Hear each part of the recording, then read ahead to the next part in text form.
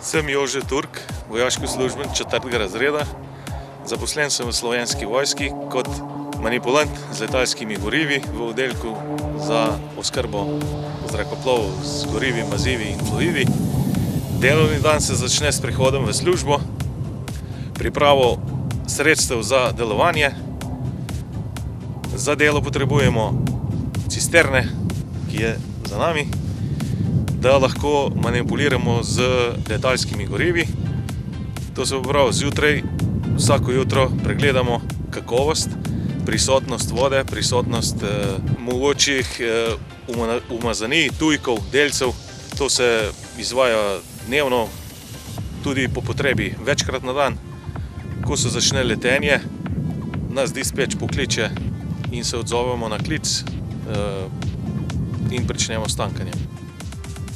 Za upravljanje našega poklica potrebujemo ADR certifikat o usposobljenosti voznika, seveda tudi izpit za C kategorijo, katerega lahko pridobimo v civilstvu ali pa tudi v Slovenski vojski. To je civilni del, vojaški del je pa osnovno vojaško usposabljanje za opravljanje vojaškega poklica, ker smo tudi vojaki. Nadaljne pa potrebujemo še licence za manipulanta z letalskimi gorivi, polnilec ali pa tudi voznik.